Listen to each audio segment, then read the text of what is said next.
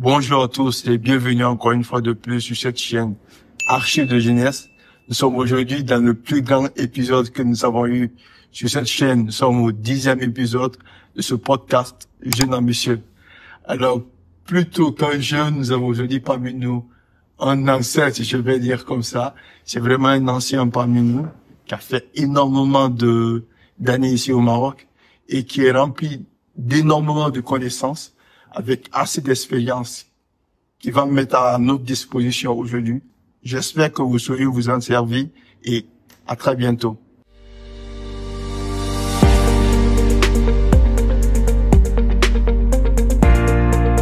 Monsieur Bourla, bonjour et bienvenue encore. Merci. Voilà, je me présente. Je suis docteur Bouha Mohamed Lab, de nationalité mauritanienne. Je me présente aujourd'hui comme un chercheur en géochimie, spécialisé dans les études des roches archéennes. Et donc, les roches archéennes, ce sont des roches qui ont daté de 2 à 4 milliards d'années. Et en même temps aussi, j'ai une expérience dans l'enseignement universitaire. Et je m'intéresse aussi à la transmission du savoir aux jeunes chercheurs. Très bien, très bien. Une présentation assez noble. Oui. Mais moi, j'ai participé à une de vos conférences il y a presque une année. Oui. Et vous avez eu le temps de décrire en quelque sorte un peu votre parcours qui était très, très intéressant et qui a vraiment ému la majorité des personnes qui étaient dans la salle. Oui, en fait, je vous explique. Effectivement, le début pour moi, ce n'était pas du tout facile. Je suis venu au Maroc en 2006, 2007. Et comme vous savez, donc, j'ignorais, à l'époque, au pays, on était informé dans une boîte. On ignorait complètement ce qui s'est passé à l'étranger, ce qui s'est passé à l'extérieur. Donc, le but, c'était pour nous juste d'aller à l'étranger et continuer, donc, nos études. Mais lorsqu'on est arrivé, vraiment, on a trouvé un monde différent. Pour moi, personnellement, c'était différent pour moi. C'est pour ça que j'ai commencé vraiment mon parcours avec beaucoup d'échecs. 2 ans, des années. J'ai échoué 2 ans successifs. J'étais complètement perdu. J'ai failli même abandonner les études. Mais Dieu merci aussi, je peux dire que avec donc les parents, j'étais aussi, Dieu merci, bien entouré. Par des personnes vraiment qui travaillaient pour moi, qui voulaient que je continue mes études, comme mes parents, des amis en moi. Donc, j'ai pu continuer, mais difficilement. C'était pas facile au début. Mais grâce à Dieu, j'ai pu quand même m'élever encore. Et là, je veux vous parler de mon parcours. Moi, j'ai commencé des études en sciences de la Terre et de l'univers, comme je viens de vous dire, en 2007. Après, j'ai étudié, donc j'ai eu ma licence. 4 ans après ou 5 ans après, j'ai eu ma licence en géologie. Par la suite, j'ai continué, j'ai fait le master en géosciences. Donc c'est ça qui m'a permis donc acquérir une base solide en géochimie, magmatisme, méthanorphisme. Après mon doctorat, et se focaliser sur les études de roches archéennes, comme je viens de vous dire. C'est des roches qui ont daté de 2 à 4 milliards d'années. Ce sujet m'a amené à collaborer avec des grands chercheurs. Des grands chercheurs. Surtout dernièrement, j'ai rédigé un article avec un grand chercheur et il sera publié bientôt, Inch'Allah. Et voilà. Et donc aussi, ça m'a permis aussi de développer la géologie de la Mauritanie qui était vraiment donc mal étudiée. Oui. Voilà. Très beau parcours. Très beau parcours. Merci. Et impressionnant parce que la majorité de nos anciens, je veux dire par là, nos grands frères qui sont là, il y a rare de ces personnes qui ont eu un doctorat et qui ont poussé aussi assez loin pendant les recherches et tout ça. Et vous avez souligné au départ de vos parcours, vous disiez que c'était pas du tout facile, c'était compliqué. Mais aujourd'hui, vous avez relevé la tête, vous êtes largement supérieur à la majorité des personnes, même qui se débrouillaient très bien au départ. Mais selon vous, quelles sont les habitudes essentielles pour réussir réellement ces études au Maroc? C'est l'organisation. J'ai fait l'organisation, la curiosité et la persévérance. Donc, on peut passer par des moments difficiles, mais avec le travail et aussi la curiosité, et donc on peut arriver. Donc moi, je te donne un exemple. Moi, je me rappelle quand j'ai fait la licence, j'avais un ami en moi, sénégalais, un ami en moi qui était vraiment brillant, très très très brillant. Mais lui, il croyait pas à l'échec. À cette époque-là, moi, j'essayais de grimper un peu, j'avais vraiment de difficulté, vraiment à réussir ou même à valider mes modules. Il me conseillait. Mais une fois, c'est bizarre, il est parti en rattrapage. Il n'a pas pu supporter cet échec. Il est tombé malade et il était dans l'obligation de rentrer au pays. Tu vois? Alors que moi, que j'ai vraiment un début qui est vraiment difficile, je me suis habitué à l'échec et je suis tombé, je me suis relevé, tombé deuxième fois, je me suis relevé troisième fois jusqu'à avoir vraiment la force de continuer. Et voilà, aujourd'hui, je suis docteur. Donc, vraiment, je trouve que avoir donc la curiosité et la persévérance, pour moi, c'est vraiment nécessaire pour réussir sur le Maroc. Oui. Surtout être résilient. Oh oui. Ce qui est largement votre cas, parce que... Et avoir le courage. Parce que, imagine-toi, tu viens dans un pays différent, culture différente, climat différent, tu vois, loin de tes parents, et ce n'est pas facile. Et surtout ici, il y a de la liberté totale. Donc, il y a personne qui te dirige, il y a personne qui va te dire, fais ça ou ne fais pas ça. Donc, c'est à toi de te diriger toi-même. Tout ça, tu dois avoir donc organisé ton temps. Tu dois aussi avoir la curiosité et viser beaucoup plus loin. Sinon, je pense que ça va être vraiment difficile pour faire de continuer. Et moi, vraiment, j'ai souffert. Le début, c'était pour moi très, très, très, très difficile. Mais comme je t'ai dit, aujourd'hui, je suis là. J'ai beaucoup de contacts avec des chercheurs à l'échelle internationale et j'ai rédigé beaucoup d'articles et j'ai développé beaucoup de choses en Mauritanie qui n'existaient pas ou qui n'étaient pas même figurées même sur même la géologie de la Mauritanie. Oui, tout à l'heure, on a eu le temps de parcourir un peu quelques articles. Oui. Et je confirme que c'est vraiment extraordinaire. Et vous qui êtes largement un modèle que nous devons suivre aujourd'hui, vous pouvez nous donner un peu quelques conseils pour rester motivé et discipliné surtout dans notre parcours estudiantin? Il n'y a pas plus que les parents. Moi, j'ai toujours dit que si tu veux vraiment être toujours motivé, garder toujours le courage, il faut penser à tes parents qui ont dépensé d'argent, qui t'ont envoyé, et ils attendent de toi des très bons résultats. Oui. Tu vois, en plus aussi les pays. Bon, je vais parler donc nous les Africains d'une manière générale, on a beaucoup de problèmes dans notre continent. Donc, on doit normalement prendre ça comme un motif. On est censé vraiment de développer nos pays, changer pas mal de choses et aussi donner une bonne image. Parce que j'ai fait quelques pays européens, surtout l'Espagne, un peu aussi la France, et j'ai échangé avec beaucoup de chercheurs, beaucoup de gens. J'ai constaté que vraiment qu'ils nous donnent pas beaucoup d'importance. Oui, pour eux, on n'est pas capable de gérer nous-mêmes. En fait, dans mon pays, où gérer même ce qu'on fait quand il s'agit d'un Africain, non, c'est là, il n'est pas capable. Alors que pour moi, on doit donner une très très bonne image. Être toujours discipliné, correct, déterminé et penser toujours à nos parents et aussi au pays. Oui, ça c'est un grand pourquoi. Ah ouais. Yes. Moi, quand même, c'est mon motif. Quand je pense à mon pays, la Mauritanie, vraiment, et à mes parents qui m'ont élevé, qui ont dépensé beaucoup d'argent pour moi et ils continuent à me soutenir. Et je dois être normalement exemplaire, je dois être modèle pour la famille, pour les parents, pour les pays. Et là, aujourd'hui, je me présente pas moi, je présente la famille, je présente aussi même les pays. Donc, je dois être toujours bien présentable Parce que si par exemple, vu que maintenant, je suis connu ou tout le monde maintenant me connaît, si j'ai fait un faux pas ou quelque chose comme ça, je vais impacter donc mon pays et aussi ma famille. D'accord. Donc, pour vous, la volonté de rendre fiers les parents, le pays, ce qui fait de vous, Ouais. ce qui fait votre pourquoi pour avancer. Elle me donne la force. Elle me donne la force. Elle me motive. Tous les jours.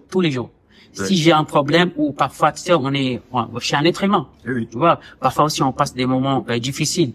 Et pour moi, c'est ça, c'est les défis vraiment qui nous rend ou qui nous permet de grandir. Les difficultés. Donc, quand j'ai des problèmes, comme ça, je trouve pas mieux que m'approcher plus ou contacter mes parents pour les demander de me conseiller et de aussi échanger avec eux pour me donner la force. Parce que vraiment, ce qu'on fait n'est pas facile. Hein. Parfois, tu nous vois comme ça, souriant, à l'aise, mais ce qu'on fait n'est pas facile. N'est pas facile.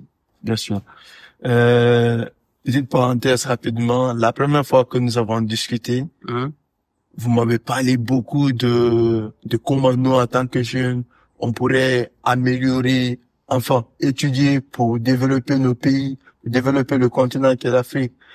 Vous avez développé pour moi un certain sentiment d'appartenance et un intérêt. J'ai vu que vous avez un grand intérêt pour les jeunes.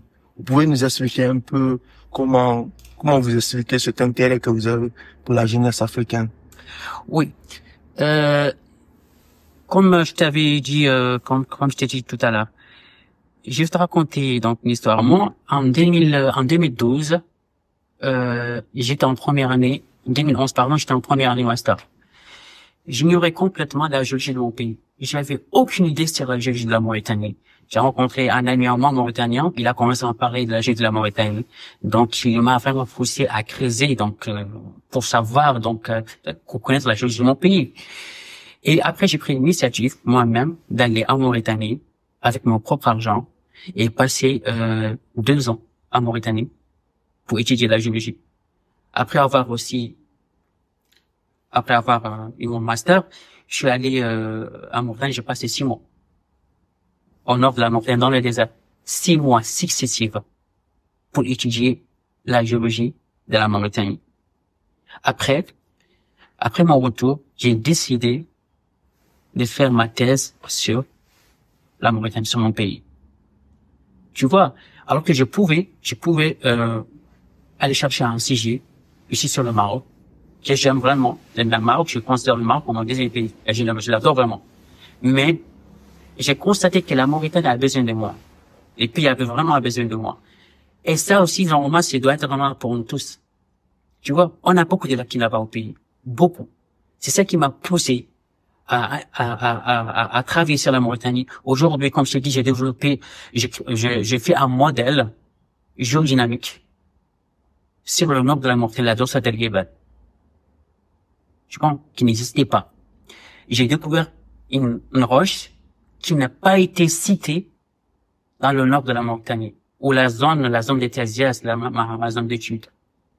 Tu vois, aujourd'hui, je suis en train de travailler sur des types de roches qui s'appellent des roches vertes et l'implication géodynamique, qui n'était pas aussi citée ou qui a été mal étudiée par des chercheurs français. Tu vois? Donc, je trouve que si, par exemple, chacun de nous, par exemple, commence à chercher donc les lacunes chez lui dans son pays, on va trouver plein de problèmes que nous avons là-bas. On doit avoir juste le courage et la motivation pour le faire. Et bien sûr, ce n'est pas facile. Il y aura des moments vraiment où on aura des problèmes. Mais comme je t'ai dit, donc ce sont des lacunes qui nous fait grandir, tu vois, qui nous fait réfléchir, qui nous pousse à travailler, tu vois. Et je conseille tous les jeunes, surtout les jeunes africains, qui ont eu l'opportunité d'étudier à l'étranger, de faire un effort. Il y a d'autres personnes peut-être plus intelligentes que nous, mais ils n'ont pas eu cette opportunité d'aller à étudier à l'étranger. Mais vu qu'on a eu cette opportunité, donc là, on les représente. On ne doit pas les décevoir. Tu vois? Donc, imagine-toi, tu es quelqu'un, tu as une opportunité d'aller à l'étranger, donc tout le monde te regarde, tout le monde attend tes résultats. Ça veut dire que là, tu te représentes pas. Tu représentes tous ces gens-là qui attendent tes résultats. Tu vois? Donc, tu es l'ambassadeur de ton pays. Tu représentes ton pays, tes gestes, tes actes, ton comportement. Tout ce que tu fais, maintenant, appartient à toi et à ton pays et à ton entourage. Donc, ça va, tu es censé de travailler, tu es censé de rentrer avec des bons résultats et tu es censé aussi de faire aussi quelque chose à ton pays. Oui. Tu vois, c'est ça, pour moi, c'est ça que je trouve normalement que nécessaire pour chacun de nous. Très intéressant. Je vois qu'il y a énormément de valeur dans tout ce que vous dites. Et ça, c'est très intéressant. On a parlé tout à l'heure de la réussite universitaire, de comment on peut se démarquer, comment aller jusqu'à aller plus, rendre fier un peu l'image de notre pays. Vous pouvez essayer, parce que généralement, on le dit, il y a la différence entre, par exemple, réussir à l'école et réussir dans la vie. Et c'est très, très compliqué. Mais vous qui avez un long parcours, vous pouvez nous dire la différence entre un homme qui réussit vraiment, de réussir dans sa vie. Comment on peut faire pour réussir sa vie? Tu dois vraiment, tu n'as pas cédé à la pression. Si tu veux réussir dans la vie, tu vas savoir que donc la vie a plein de surprises. Tu vois, tu dois être prêt. Par exemple, à l'université, tu dois normalement faire la différence entre le mouvement et aller toujours être à jour, partir toujours à la fac, à l'université, tu t'absentes pas. Et le travail. Moi, par exemple, si par exemple je pars toujours à la fac, mais je n'ai pas d'objectif, tout ça n'a pas de sens. Tu dois avoir un objectif, fixer des objectifs. Tu dois être vraiment discipliné. Et pour moi, la discipline n'est pas facile. Oui. Par exemple, te lever chaque jour, Oui. avec la même motivation pour réussir et chercher des bons résultats n'est pas facile. Tu vois, je connais des gens qui partent tous les jours, qui le voient un jour, mais ils n'ont pas d'objectif. Je vais te raconter ici une histoire. Moi, je me base toujours sur mon expérience et l'expérience aussi des autres. Bien sûr. En 2011, j'ai rencontré une fille. Elle m'a parlé de ses lacunes. Après, elle m'a dit qu'elle n'arrivait pas à valider. Elle faisait SNP, je pense. Elle faisait SNP à la faculté de sciences. Sa première année, elle n'a pas validé, même par un module. Après, elle m'a dit que je lui ai demandé, donc si tu te sens pas à l'aise, si tu n'as pas cette spécialité, donc tu peux la changer. Tu peux chercher une spécialité que tu aimes. Elle m'a dit non, moi je ne peux pas parce que mes parents m'ont demandé de faire les SMP. J'ai dit mais si tu te sens pas à l'aise dans cette spécialité, donc tu peux la changer. Tu dois pas voir ce que tes parents veulent. Toi, qu'est-ce que tu dois ça? Toi, qu'est-ce que tu veux? Si tu aimes quelque chose, tu vas fournir un effort et tu vas tout faire pour l'avoir, pour le valider. Mais si tu n'y es pas, comment tu vas être motivé même pour réussir? Elle m'a dit non. Quand elle a fait son deuxième semestre, elle n'a pas validé encore. C'est là qu'elle m'a recontacté. Elle m'a dit bon, moi je souhaite maintenant donc changer la spécialité. J'ai dit qu'est-ce que je vais faire? Elle m'a dit donc moi je te prends comme un modèle, donc je vais faire la géologie. J'ai dit ok, pas de problème, si tu veux faire la géologie, je suis prêt pour t'aider. Et après, finalement, elle a fait le transfert. Actuellement, la fille elle est en deuxième année master. Et je t'assure qu'elle a validé, qu'elle a eu sa licence avec mention de 15, moins de 15. Alors que quand elle faisait les SNP, elle était complètement perdue. Tu vois? Et nous, le problème des majorités aussi des étudiants subsahariens, surtout, c'est qu'on est mal orienté. On vient ici, mais on sait pas ce qu'on veut. On vient avec juste l'espoir d'avoir un diplôme. Pas plus. Je veux avoir un diplôme, rentrer chez moi et travailler. Tu fais quoi? Bon, je veux juste avoir de l'argent. Si tu te focalises sur l'argent, tu vas perdre tes principes. Si tu te focalises sur l'argent et en même temps, tu as un objectif, c'est si quelqu'un demain te propose une somme d'argent, tu vas laisser tes objectifs. C'est pour ça que moi j'ai dit, il ne faut jamais se focaliser sur le matériel. l'argent. Fixe un objectif, travaille pour le réaliser et crée ton propre monde. Et là, tu vas aller, je t'assure, tu vas aller facilement. C'est ça, pour moi, tu veux réussir dans la vie, tu veux réussir à l'université, c'est ça. D'accord. Tu vois? Donc, si tu fais ça, tu finis par avoir tout ce que tu veux. D'accord. Donc, selon vous, on doit réellement rester sur nos principes, nos valeurs. Nos valeurs, bien sûr. Fixer des objectifs. Fixer des objectifs. Essayer de les atteindre, quel que soit ce qu'il y a. Ouais. Et aussi, tu dois croire aussi à l'échec. En même temps. Oui. L'échec, tu vois croire à l'échec. Ça fait partie de la vie. Oui. Donc, demain ou après-demain, tu peux échouer. Mais tu dois trouver un moyen pour t'élever. Oui. Tu dois trouver un moyen pour t'élever. Sinon, tu vas rester à ta place. Tu ne vas pas bouger. Ça, c'est très important. Sinon, tu seras aussi surpris. Si un jour, un problème t'arrive, là, tu vas rester fixé. Exact. Comme le disait Sarkozy, on apprend beaucoup plus de l'échec. De l'échec. On n'apprend rien de la réussite. De la réussite. Rien du tout. C'est pour moi, donc, l'échec, c'est une solution pour moi, pour arriver à nos objectifs. D'accord. Très bien. Maintenant, comme vous l'avez souligné ici largement dans cet épisode, le Maroc nous donne une énorme possibilité et assez d'avantages, et on n'arrive pas tout le temps à exploiter réellement les avantages là, les opportunités que le Maroc nous offre.